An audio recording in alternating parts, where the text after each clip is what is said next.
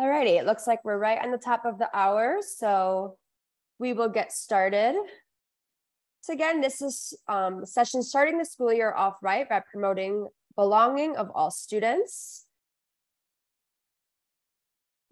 Before we begin, I just wanted to share a brief announcement that today's webinar will be recorded and posted on the center's website, www.promotingprogress.org. Participants will not be recorded as part of this webinar, as all cameras and audio are disabled for everyone except our speakers and presenters today. We do have available live closed captioning. Just a reminder that throughout the presentation, to please keep yourself muted to minimize background noise and turn on and off your video based on your desired. As we said, closed captioning is available and you can click on the CC in your toolbar to access. We'll be using the chat feature, so please use that for any comments or reactions or reflection questions that we may pose. And if you run into any technical challenges, please message me directly through Zoom. You can send me a chat and I can assist you. And if you have any questions or comments for the presenters and you would not like anyone else to see those, you can please contact the presenter directly, or you can chat me as well. So with that, I'm going to pass this over to Dr. Bailey and we can begin today's session.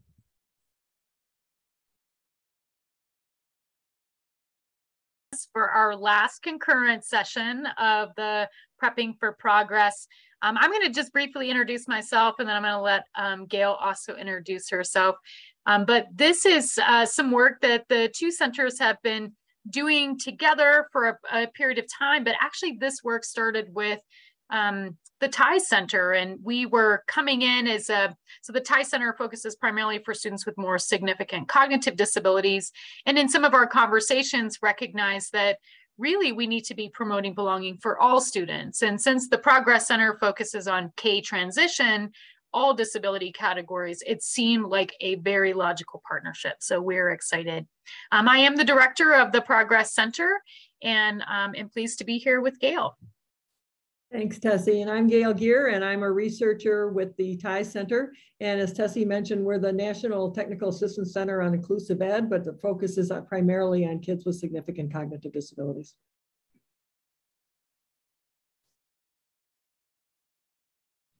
I just want to share a little bit about what we hope to achieve today is we're going to describe some of the dimensions that or the dimensions we've identified for promoting progress or promoting belonging for educators and students. And we're going to explain why promoting belonging is so essential for kids, particularly at this point in our educational careers.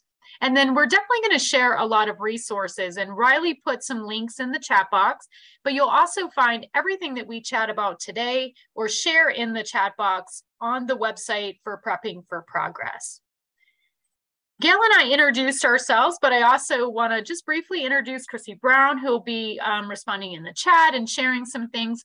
Chrissy is the co-lead of our technical assistants, where we work directly with sites. And she's been doing some of this work with some of our local educators. And Riley actually helps us across the center in terms of technical assistance, both from a universal standpoint as well as our intensive technical assistance. Now, before we get started, we are interested in hearing from you. And so what we'd like you to do is, this idea of belonging is probably not something that's new, but it's maybe not something we've really spoken very explicitly about. So I want you to think about a time when you really felt like you fit in, like maybe it was in high school, or maybe it was just recently with some of your colleagues. But what are some of those words that described how you felt, right? What is it? Like, I think about when I'm with my friends, I just feel happy. I feel like they care about me, that they accept me for who I am. So what are some of the words that come to your mind when you think about that idea of feeling like you fit into your community? And if you want to unmute and share out, you can do that, or you can just use the chat box. I know sometimes the chat box takes a little bit of time to type in there.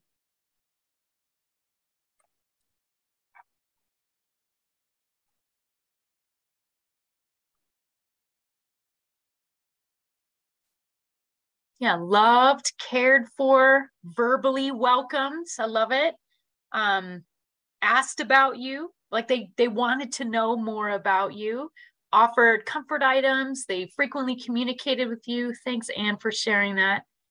Yeah, and I think that idea of loved, you'll actually see that's one of our last dimensions, that respected. So we're going to talk about really what we've identified from the research with the help of a colleague, Eric Carter out of Vanderbilt, who's really helped identify what are some of those dimensions. Because if we can't define our practice, it's really hard for us to then figure out what we're going to do next, right? We want to move beyond the idea of belonging and really put in practice things that are essential for promoting belonging. And Andrew also mentioned, Andrew also mentioned about feeling included. Your participation was encouraged, or what we'll refer to as invited. Now, I want to share just a brief video, and Sue Ann is actually based out of North Carolina. And one of the things that, you know, she has really helped us at the center is really think about this. How do we think about belonging? Like, what does it really mean from a student's perspective?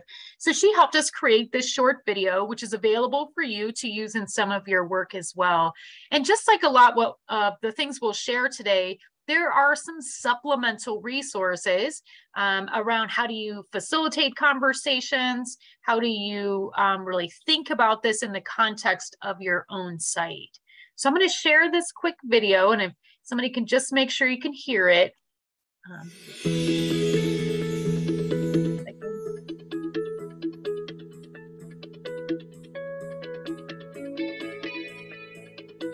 Stories from the classroom.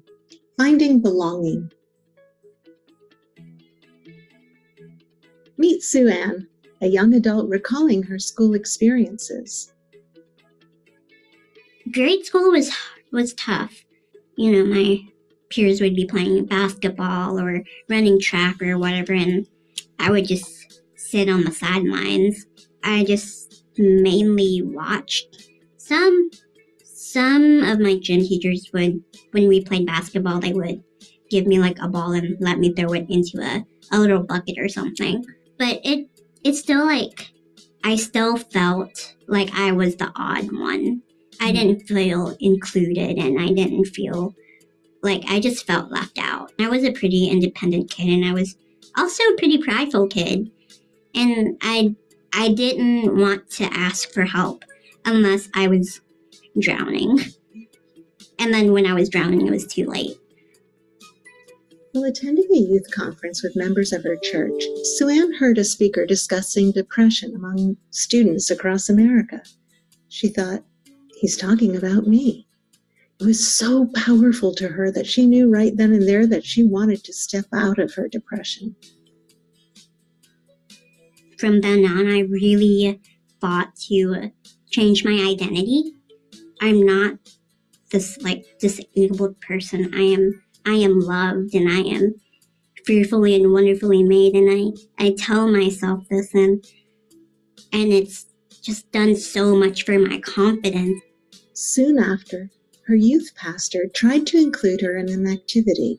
She was so used to staying on the outside and not being included that she whispered to her cousin and asked her cousin to tell him that she couldn't do it. To which he said, "Why can't she?" I just remember that phrase, "Why can't she?" And that really stuck with me, like, why can't I do this?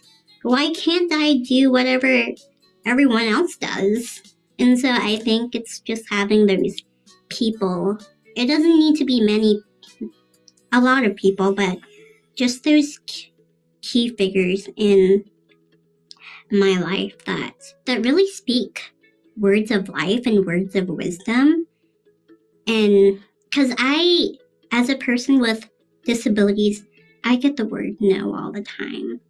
And it's just so refreshing when someone says, you can do this. You just have to figure out another way. Sue Ann is now finishing her master's in social work while serving on the university's Disability Advisory Board and running a student organization called Indivisible that centers around disabilities. That gift that each one of us has, it's not just for us. It's for other people too.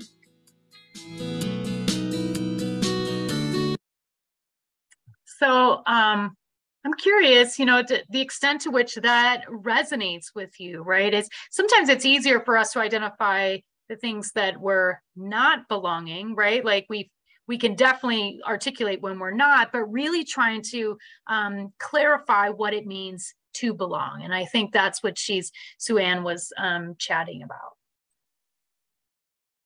So in the link, or in the chat box, you'll see the link to that video along with some of the other resources. So if you want to share some of that with your colleagues, if you want to end up, you know, doing a faculty meeting around it, that's something you can do with those resources.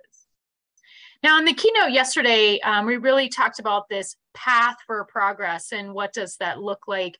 And what you'll notice is that belonging is one of the dimensions that we added as part of our work in collaboration with the TIES Center and with Eric Carter. You know, initially we've thought about special education as the instructional services, the specially designed instruction, the accommodations, supporting educators. But what we've recognized that even if that instruction is of high quality and teachers do feel like they have the resources and a good schedule, it doesn't really mean that we're going to get the effects, because if kids don't feel like they belong, they're less likely to benefit from the services and supports that we provide. The same thing is for teachers and educators, right? We want to make sure that part of that infrastructure or the ecosystem that we build really promotes belonging for all of those that are participating in that community.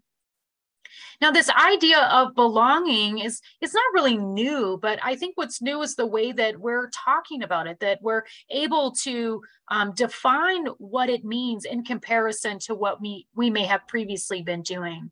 So if you look at exclusion, you know, prior to IDEA, in most cases, individuals with disabilities were fully excluded, meaning you didn't even see them in the community. They weren't even present. And then we started to see you know, a greater effort to include students, but they were often segregated with other students that were very similar in terms of needs.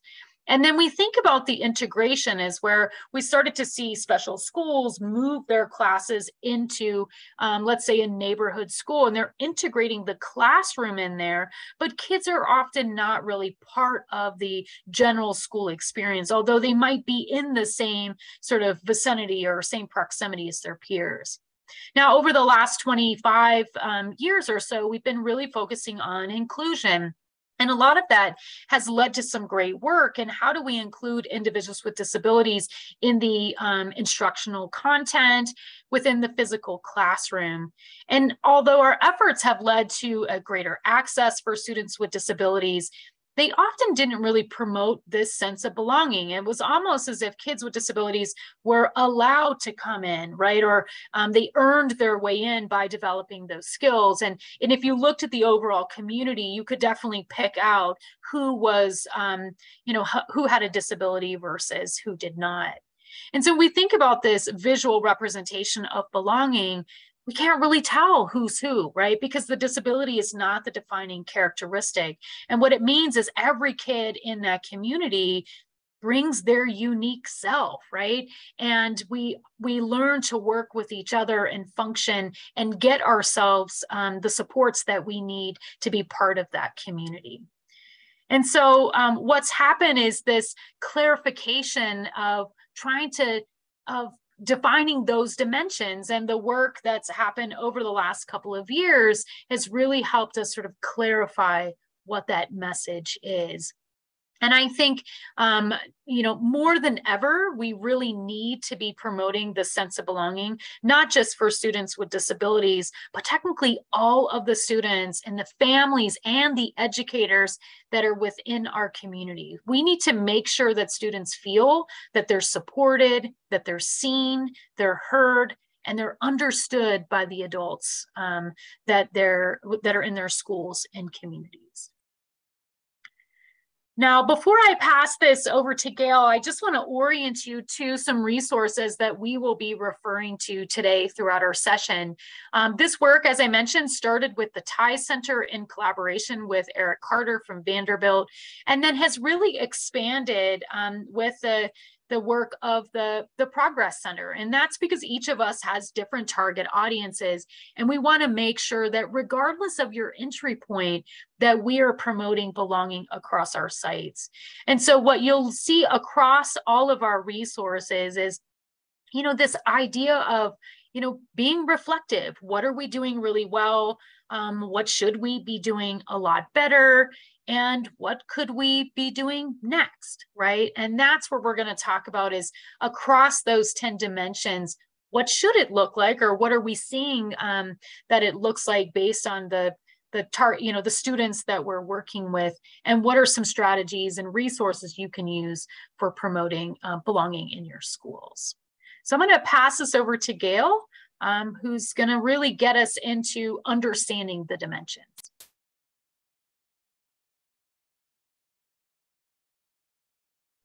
I am muted, yes, gosh. So thanks for that. When Tessie and I were putting together the PowerPoint, I loved that she put in the beginning where she asked the question to you about what does it, the question of what did it feel like when you fit in? What does it feel like when you don't fit in? Because we know as humans when we feel comfortable in a situation, when we belong. But it's sometimes, and when we don't, the opposite too. And often if you don't feel like you belong, you don't want to go back to that situation. But often it's really hard to put that into words. And you guys started that in terms of talking like verbally welcomed and included and just feeling respected and stuff. So you're going to see the words that you've put in the chat in these dimensions today. But also, if we can understand the dimensions, then we can figure out actions that we can take to make a difference on behalf of students. And so that's where this goes, is in terms of what can we do with it after we understand it, that really lead to, like Tessie said, creating that environment where kids want to be so they learn. Because we know when we're comfortable and we're engaged, we learn. So, as Tessie mentioned, this comes from the work of Eric Carter out of Vanderbilt. And Eric he went through a series of interviewing about 500 families, and these families had to have students with cognitive disabilities. And what he started just asking them about questions of belonging. And as they talked and talked, he was able to pull from that, when they felt they belonged, what were the pieces that were there? And so what we want to do is go through and use it and then think today how that applies. So the first domain, we'll go through all these on there, so you don't be afraid that we haven't said them all, because we'll get through them today. So the first dimension is being present. And being present isn't enough. You can't just be physically present in a class. I think some of our early efforts around inclusion, we included students by having them present in the class, but they weren't engaged with the learning. But you have to be present. It's almost like a foundational piece. You have to be present to belong to something. You have to be there, and if you're there, then you can be more engaged.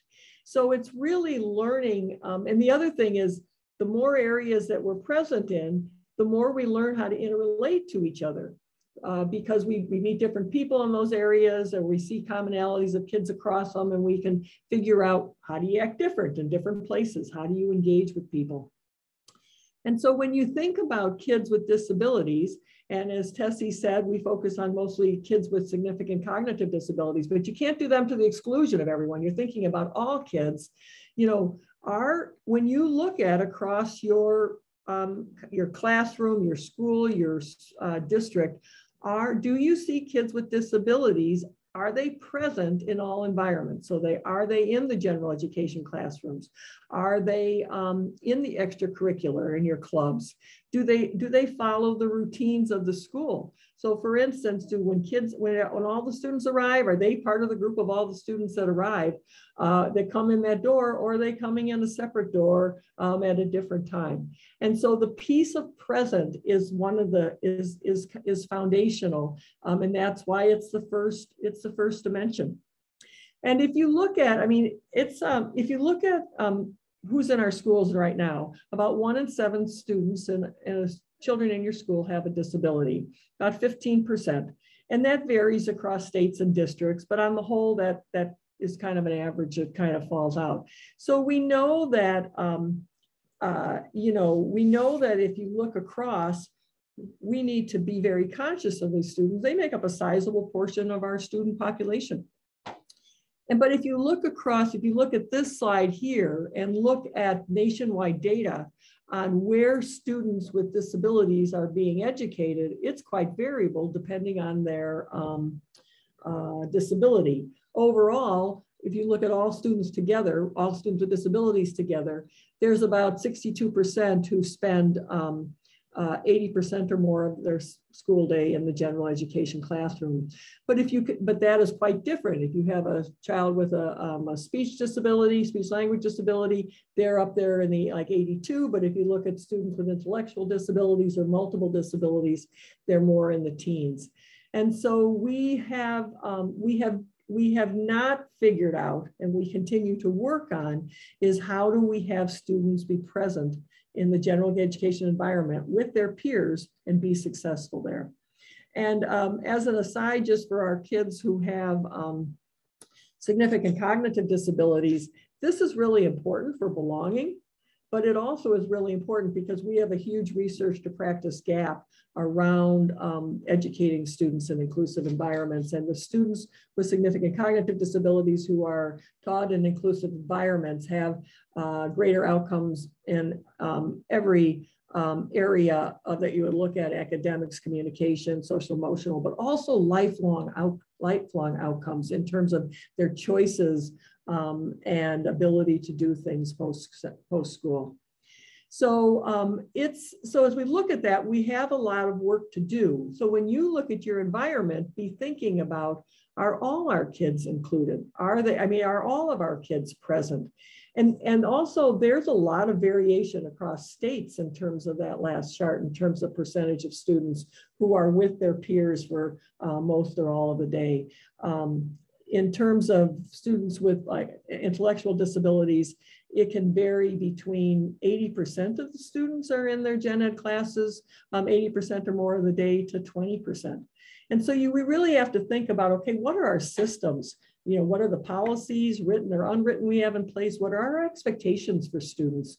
Because if we have low expectations, then we might assume that that environment is not going to be beneficial for them. And if they're not there, building that sense of belonging, which is core to learning, is not happening either. So as Tessie mentioned, there's a reflection sheet that's part of both of the center's tools. And I think it's really helpful because just in a very, it's a one-pager to sit there and think about, for each dimension, where am I seeing strengths in my school? Where am I seeing we could do better in our school? And what are some actionable steps to do it? It's like, how do you break this down into something that's doable? And so take a moment right here and think about the dimension of being present. And then maybe either, put your hand up, I guess we'll do that, or put a note in the chat about what are some strengths you see in your current environment around students, about students being present and involved in all these settings and places across the school day as their peers. And then where do you see it be absent? I think you're muted. And Gail, while we're waiting for folks to put it, there's a question in the chat box. It's really around the study that was done with the 500 families that were interviewed. And so folks are curious the extent to which non-native English speakers families were included within the study. Are you there? they're not able to access the study because it's in a journal. But do you happen to know right offhand the extent to which? I don't know the answer to that. I'm sorry. That's a great question, though, because I think belonging is, I mean, when we're thinking about kids here, we're thinking about all children. And one of the pieces you'll see in the dimension that's coming up is support. And one of the pieces around support is support for families to be engaged too. And so it's it may be language supports, that they are able through their home language to express themselves. I think it's a great question. I don't know the answer to it. Yeah. And it makes me think, I see Ann, Martha, and Dee. I mean, this is one of those areas, from the Progress Center, we are working with our partnership sites to learn more about the application. And as I mentioned, Gail's work started with kids with low incidence disabilities, and we're really sort of expanding it. And I'd be curious the extent to which, as you look at the dimensions, which of those may not be relevant to non-native English speakers.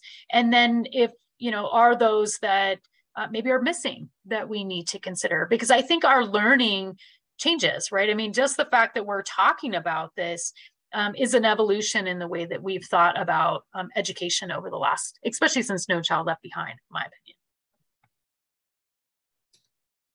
Yeah, so Martha said language as a barrier is crucial. Yes, for sure. I mean, it's a difference between parents feeling welcome in addition to the students being welcome there. So it's a piece we as a system need to continue to grow and prioritize. So think about that and think about that reflection sheet, and let's move on to the second dimension. And the second dimension is to be invited. So remember, you're present, but that's not enough. We learned that early in inclusive ed, where we had students that were physically there but not engaged with learning. It was almost like getting the students in the door of Gen Ed was the goal, and that was not sufficient enough. So when you're invited, what happens? I mean, are you invited by both peers in that environment and the adults in that environment? And are the invitations prolific? Are they just part of who we are? Do kids invite other kids to sit next to them in the cafeteria? Do our adults seeking out students with disabilities to be on leadership teams, to join extracurricular, to come work with them at a table? These are all invitations. And when you're invited, you feel like someone has shined a spotlight on you and said, hey, I want you to be there. I want you to come join us. It feels good.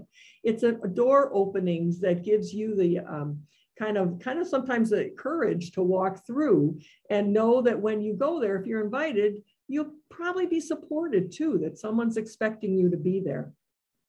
And so when we look at some of the data that comes out, and this comes from the National Longitudinal Study from several years ago, when they asked high school students who had different disabilities to what extent they had been invited to a social activity in the past 12 months, you can see the breakdown there. Students with autism said almost 1 out of 2 said they had not been invited to a social activity. Kids with intellectual disabilities said 1 out of 4 said they had not.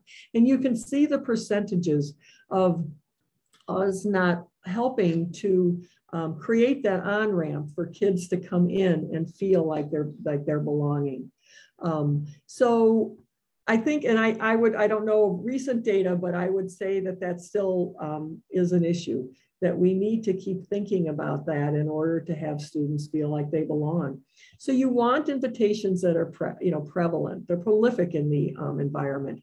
You want them from both peers and adults. So as peers, as students see adults inviting kids, they start to invite.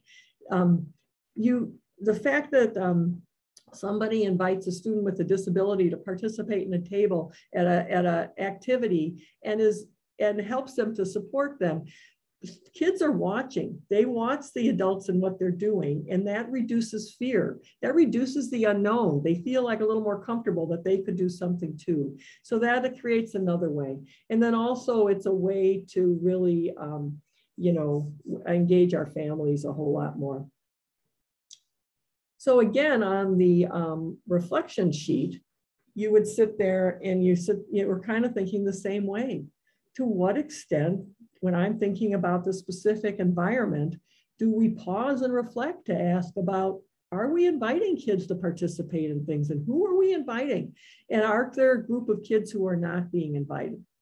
And how do we, if that's something that we're seeing, what might we do to make a difference around that? How can we reflect on that, both from the classroom level all the way up to the district and the school and district levels? It came up in the last session, and I did get a private chat, so I just want to share it. Is, you know, we often think about that inviting is that the student with the disability has to make those changes, or they need to do something different. And I know this, we have this little thing here is, are we providing students the skills and opportunities? Yeah. This could be, you know, are we helping students without disabilities understand, right? What does it mean to invite, right? Maybe it looks different, and to engage in those conversations and activities with their peers without disabilities. So just wanted to mention that. Yeah, it's a great point in terms of modeling, not, you know, beyond modeling, just explicit instruction about, you know, in our classroom, we're going to invite our partners to work with us and things like that. How are we going to do that? And I forgot to mention, there was a great example that came up recently in some work we were doing in Washington State. They are moving from having their students with significant extensive needs from being in cluster sites back to their neighborhood schools. And so one principal had reached out to a parent and invited them to come and see the school, and no response, didn't want to come. And so anyways, on the third call, the parent said, "You really do want me to come. I thought you were just calling and inviting me because the district told you needed to call and invite me." And so parents and students, we all recognize authenticity.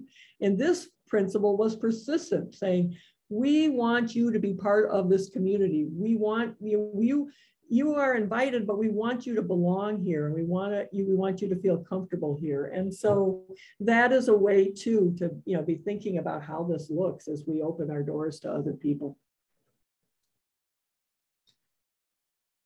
So Anne has mentioned the power of the reflection too, to help me and adults think about our own behaviors. Great point. A lot of our reflection starts with ourselves before we go outward, inward before outward. That's a great point, Anne. So the third dimension is welcomed. And this is like, to what extent families and students feel, you know, they're greeted and they're treated when they're in that environment. It kind of goes back to that example I just shared. Are they greeted with warmth? Do they feel like an authentic joy that people are happy that they're there? And once again, you know, when you create that, that's what students will model with, they can model with other students, in addition to kind of just having it. This is our community. This is what we do in our community. But it's interesting, if you look at some other data that Eric Carter gathered, this data, he observed in classes for over 100 students in high school. These students had intellectual disabilities. And he was just looking at to what extent they were present and proximal in the classroom. So if we're talking, think about welcomed, and think about the routines we have, where we welcome people when they walk in the door. We say goodbye when people are leaving. We say goodbye at natural, we say hello and welcome and engage with them at natural times of the day. And so what happened here was, you can see that just from the curve of the graph, that the students with intellectual disabilities entered the class late, left classes early, and to a great extent, most of them were sitting with adults during the time of the period of the classroom. So these students were not present at the natural times of the day when you would do your natural welcoming. And you know that lots of times in classes, depending on how the classes run, you kind of, if you come in late, you kind of slip in and just kind of try to figure out the flow of the class and fit right in. But then again, you are really, to a great extent, more dependent on the adult who's going to help you catch up on what needs to be done than your peers. So it's hard to feel welcomed when you're in and out. And this is another study that was done 30 years ago. And just the title of it will get you, will kind of get the point. The title of it's by Roberta Schoen, and it says, Peter, he comes and goes. And the, excuse me, that was what the students in the class, the peers in the class without disabilities thought about Peter, that he was a student who came and went. That's how they captured who he was. So he wasn't there. He wasn't present for the times of the day, and he wasn't there during a lot of the activities. He came and went, and that's how they saw him. And this is with the teacher really working to try to include him. So one of the things we can do as we think about strategies is really look at, shadow the kids and see, are they there? Are they coming and going with the flow of a school day, with the routines of a school day? And are they, you know, to what extent are we having to have them have such a differentiated schedule? And maybe that's more because of the adults' needs than the kids' needs, that we have really not set the stage for them to be in a situation where they're present enough, where they're welcomed, and kids see them as belonging to a class more than just than a visitor to a class. And Martha, you said authenticity are more, let's see, more present in some cultures than others. It's an interesting topic. Oh, that is interesting. And so I think what Anne and Martha maybe are mentioning is what that looks like may be different based on the culture. And correct me if I'm wrong, because I think there were some conversations about that. So yeah, and I think part of that is, you know, going into the next dimension is being known, right? Is that do you really know not just, you know, the student's disability per se, but the student and, you know, them as a unique individual, their family, their culture, and are they appreciated for that sort of uniqueness or individualization that they bring to the table? And I think this is, we talked about this in our last session, is that if we think about students with disabilities within our school, how are they often known? And I had shared that, you know, I have a child with significant behavioral disabilities, which are much different now, but he was known by his behavior. He was known by his actions versus, you know, the strengths and the experiences that he had brought to the table. And it really interfered with his school experience. So if you think about the kids in your school, do you often say things like, oh, that's a special education kid, or that's the tier 2 or a tier 3 kid? Then what it means as adults, we're modeling that students are known by these characteristics, which are often deficit-based characteristics. And so we have to be very clear around how do we help students know their peers, right? And one of the things we talked about in the last session is, you know, when school starts, right? When we're getting your year up and running, that first week or two is really the greatest opportunity for kids to know each other. And we often feel this pressure to jump right into academics, or, you know, to hurry up and get to the pretest or the screening. But really the greatest impact that we're going to see is giving kids opportunity to be known and to know their peers, right? And as Gail mentioned, you know, if you have kids coming and going and, you know, they go to their special education services during that opportunity, they often don't get to be known by their peers, or they're often known as the kid who comes and goes. And so when you think about that consideration of being known within your school, is, are we treating kids as unique individuals who are valued for what they bring, right? The strengths, and are appreciated for who they are, right? Not just for the characteristics that we often view. And so think about, as you start and plan for your school year, what opportunities are you providing, both for your students, but for your families, right? To be known, you know, for their unique characteristics. And so I think about this next dimension around accepted is very similar. And I think that's, you know, there is a lot of overlap. And I know in previous conversations, they would say, like Gail was saying, well, you know, to be present, there's a difference between present, meaning the teacher pushed them in versus being invited, right? That's a very different dimension, but they interact with each other. And accepted is the very same thing, is that are we accepting kids, you know, without condition, for who they are, right? They don't need to earn their way into that classroom or that way into that experience, that they are general education students first. They have the same opportunity. And what we're doing in special education is providing the supports, which Gail will talk about in a minute, so that they can be successful, but they should be accepted unconditionally.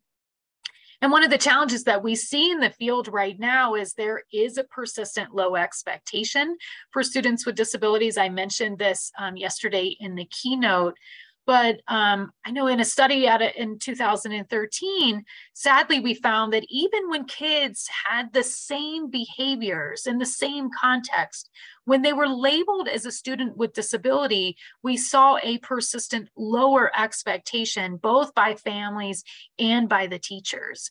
And that's something that's going to change the way, right, that we promote belonging for students. If we have those lower expectations, then we sometimes have lower expectations for their opportunities to be part of or accepted within our community. So Gail, I don't know if you wanted to add something. No, I look at that all the time, and I always feel bad, I'll be honest, because we know that, I mean, it's not just the research, it's the law, it's everything else. We know that when we expect more of kids, they rise to that and they learn more, and they achieve more. And so it always is one of those things that you're right, it's just out there, but it's one of those things that actually bothers me quite a bit.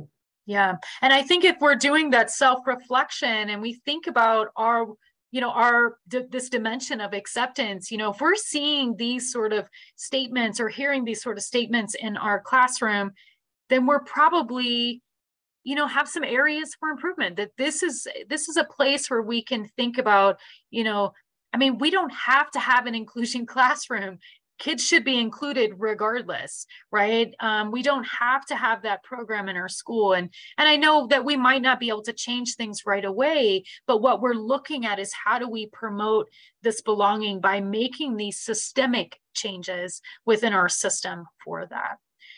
And so, you know, I think about this idea of acceptance. You know, this is a challenge, right? This is sometimes our beliefs going into it, both from families and from educators and policymakers, as you mentioned, Gail, but sometimes from peers. I think you heard that from Billy Pickens, who was on the panel, is that even he sort of saw that as he wasn't supposed to be accepted because of certain characteristics. That was the belief that was there. And so this might be an area where you can think about how we can do things differently and a little bit better. Now, I know, Gail, we talked a lot about supported, and I think this is one of those dimensions that really help us think about how can we move the needle for belonging. Yeah, I think, I mean, one of the things that's true is that we all have capabilities, but we don't do things on our own. We've all had supports in order to let our strengths, you know, really guide where we are, even professionally and where we are. You come into a job, you're supported in order to do well in that. And so one of the pieces that comes out around the dimensions of you know, belonging is that just think about that. The absence of support is actually exclusion for kids with for kids with disabilities. Now, kids with disabilities have variable needs in terms of their support. Some of them may just need some periodic support. Some of them need extensive support across all the day, across all their learning domains.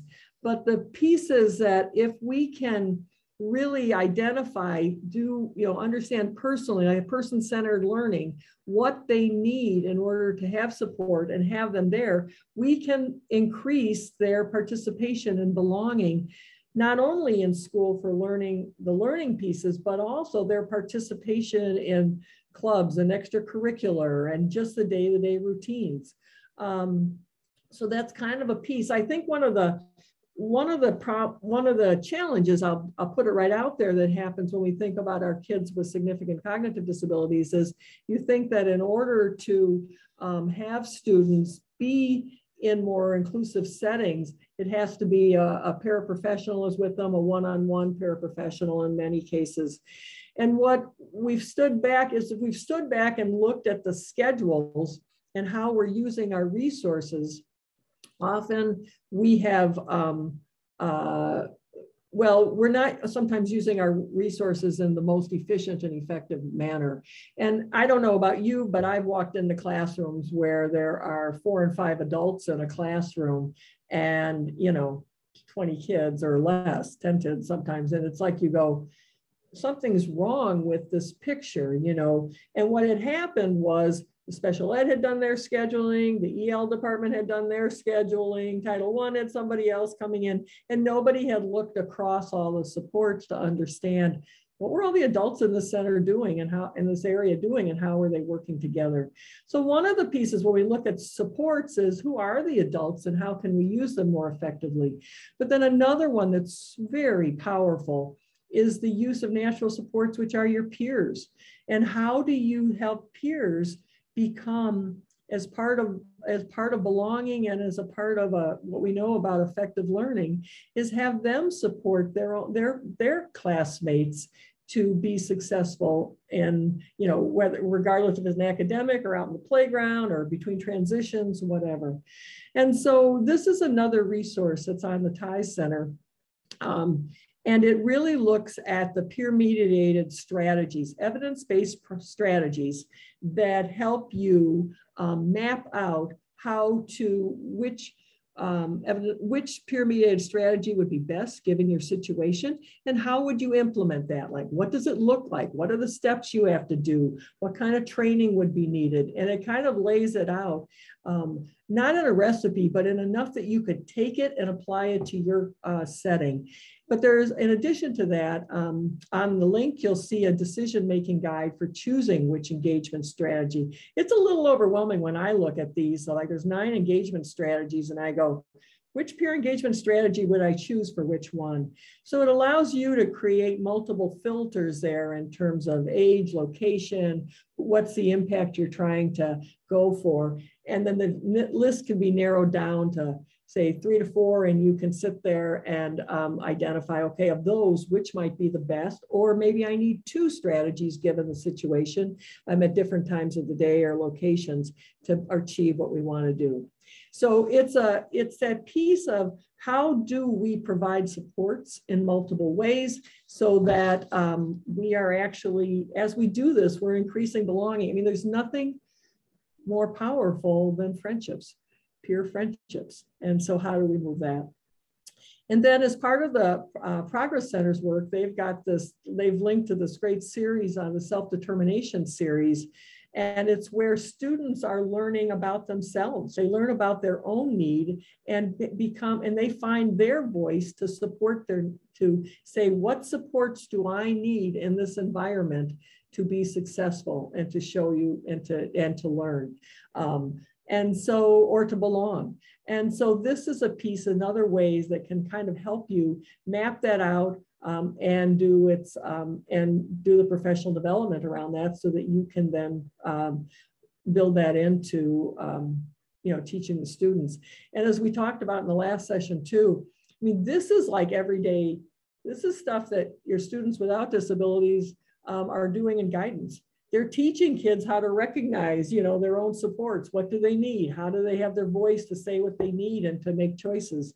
And so it flows in. It easily could be integrated with other pieces of an inclusive homeroom setting if you're up in the high school, middle school ages.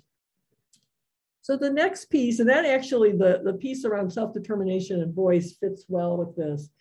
The next dimension, the 7th dimension is being heard. And this is where your voice is there, you're listened to, you're respected. People ask your opinions about things because you know that when people listen to you and hear you, it shines a light on you. It's like being invited. It's like, that they've opened the door for you to be there and belong and be part of the conversation. And you get a way to amplify what you care about. And so this is kind of a piece, as you think about it, about this dimension, is think about who's being heard in your school, whose voice is being heard and whose voice is not being heard, and how can we amplify the voices that are not being heard across the day. Like, again, we're talking classroom, we're talking all kinds of clubs and extracurricular too. But I want to show an example of this. And it's an example of a secondary student who has a significant cognitive disability, and he has been through multiple means of communication is going to share what's important to him he wants in his IEP. So this is his IEP meeting. He communicates through 4 different means. He mixes them together. He's got an AAC device. He uses an iPad. He vocalizes. He gestures. You'll see him pointing at different teachers around the table as what he talked about comes up on his iPad. And then you'll also see him sign. He does some minimal signing. But together, he is able to be heard in his IEP and have an impact on what his school year looked like. This is also a student who's been in an inclusive program. So Tessie, I'll leave it to you. Yep. One button. Go for it, dude. You want to listen. Go. My IEP meeting. Good morning. Thank you for meeting with me.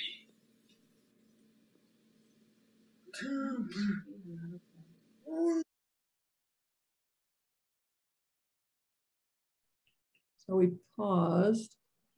While we have a pause, I'll tell you real quick. Martha's got a question. Oops. Yep.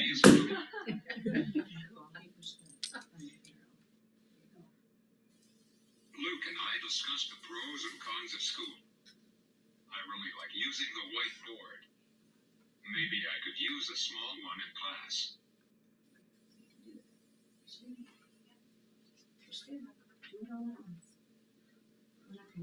I have some friends like Luke, Isadore, Lily, Abby, and Shankar. I would like some more.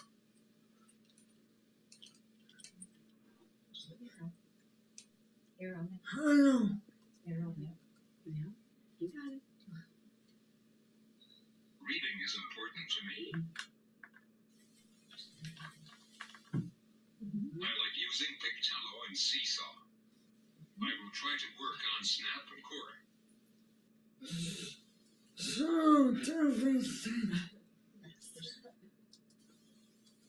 I would like to use my phone more to keep me organized. All kids like to use phones.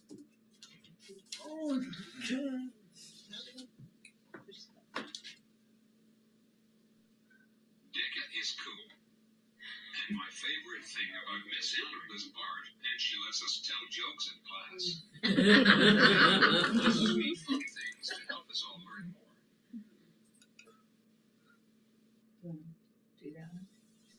I really like school.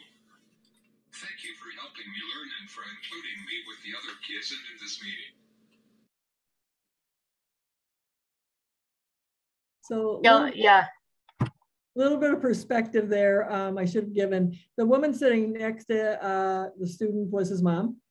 This was the first time he had done this in an IEP meeting, that he had been able to, that he had really had that presence to do that. And they had really focused on that through his multiple means of communication. And the pieces that were written that he talked about were written into his IEP. They used small whiteboards more across the day. His peers learned to help him through the put academics on those whiteboards to help him about key terms and vocabulary to use. So they really did integrate his voice into his IEP. I mean, he was heard, and that's a huge piece of belonging. That being heard is also being heard by his mom, right? So the school and the parent, the mom who's sitting next to him, all working together so that it's not just being heard at school, but just being heard in school and in the community. So I know we just have a couple of minutes left, and I just want to just briefly share about the last ones. And you'll see that there really are intertwined. Like belonging is this, construct that has these individual parts to it that we can explicitly teach skills to promote better belonging or more appropriate belonging. But being friends with somebody, and you heard that from him in his video, like he wants more friends. It's part of the school experience. It's part of being a citizen or a member of a community. And we know that, when we are alone, and Sue Ann mentioned this at the very beginning, we can experience things like depression, which is more common among individuals with disabilities. COVID didn't really help with that. And we know that together, as I mentioned yesterday too, we're stronger, right? We're rich. We're able to weather some of these challenges. And we know that there are some students with certain types of behavioral characteristics, or sometimes with the labels that come with their IDEA eligibility, is that are less likely, to feel part of that friendship, right? To have those same opportunities. And so one of the things to think about is a friendship formula, which aligns with some of the dimensions that we talked about. This proximity piece is what Gail mentioned about the presence, right? That you're physically present. You got to be around students. That idea of being welcomed within the situation in which you're in. But one of the things that we also control as part of this is the frequency and duration. And if we don't provide those opportunities for kids to interact and build friendships, right? They just don't happen during 15 minutes in recess, right? They sort of happen over a school day, over a schooling experience. So we have to be thoughtful, not just about our academic frequency and duration instruction that we're providing, but also the opportunities to be able to be engaged and with their peers without disabilities. And that intensity is important. If it's superficial and the para is standing right next to the kid, you're probably not going to get the appropriate intensity for authentic friendships to develop. And along with that is this idea of feeling needed. And I think all of us go into this field because we want to feel like we're part of something. We want to feel like our presence is needed, right? It's not that we're just being allowed to be there, but that we need to be there in order for us to be whole. And so it's that idea of how do we demonstrate value? How do we promote that all individuals have value, that we need each other to be able to be a complete society or a complete school community? And I think Sue Ann mentioned this too in her video, is that idea of feeling love. And a couple of folks mentioned it in the chat box, in both sessions, is that we really feel like we're part of something, that people care that we're there. They care when we're not there. And that's really a bigger piece around, as adults, we can establish those experiences. We can model those for the students in our class. And this is a good time as we start to look at our school schedule, like Gail mentioned.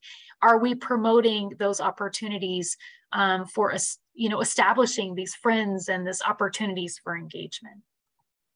And so as we come back to this image, we think about, we're not there yet in many cases. We have some places to go. The resources that we shared can really help us identify our strengths and maybe some areas of improvement, so that we can really move to that promotion of belonging across our school.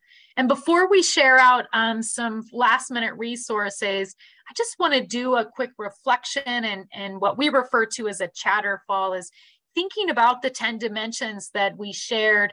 Which one of them really resonated with you, or really is going to be the focus of maybe the work that you do this year? And I would like you to put that in the chat box. Don't press enter. We'll do that in about 5 seconds.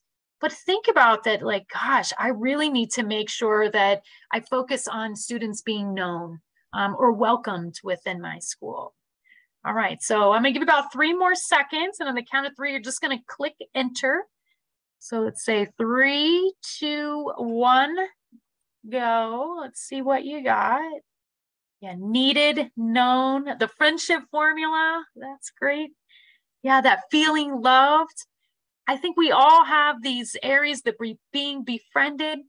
And so we're just going to close up with some resources to help you move forward. But I also want to say that, you know, both centers are here to really help you in this work. So please contact us.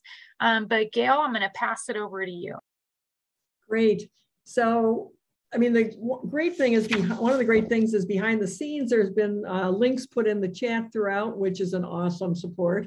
But then in addition to that, there's a parallel set of resources on the TIE Center around creating communities for belonging. And this is really, like we said, focuses for students with significant cognitive disabilities. Each of these dimensions has a mini guide. And it's meant to, it's not like I say, like a recipe, but it helps you to get a snapshot of what this would look like in a school, and then some steps you might be able to take to you know, create change in that dimension in your environment. So it's a starting place, a place to go. And then there's an accompanying reflection tool that really is, which you saw throughout. And that was just kind of, we got you thinking about that for your own environment so that you're just familiar with the tool. And it might be something to use with the whole school, a team, or just individually by yourself. But as Tessie mentioned, one of the great things is just starting out the first week and look at these dimensions as kids are entering this building and where they are and how they, if the situation is set up for them to belong, or what can we do to go from there? And coming back from COVID, it is so important, this belonging piece. So how do we create that culture for all kids? Well, I want to thank Gail, and I want to thank you all for participating in our session. And we look forward to continuing this conversation around how do we promote belonging, not only for our students, but also for our families and our educators within our schools. So please stay connected with us. And if you have any feedback or stories you'd like to share, we would love to hear them. So thanks, everybody. And we'll see you at the closing session that starts in about, I think, 10 minutes or 15 minutes. So just make sure you register.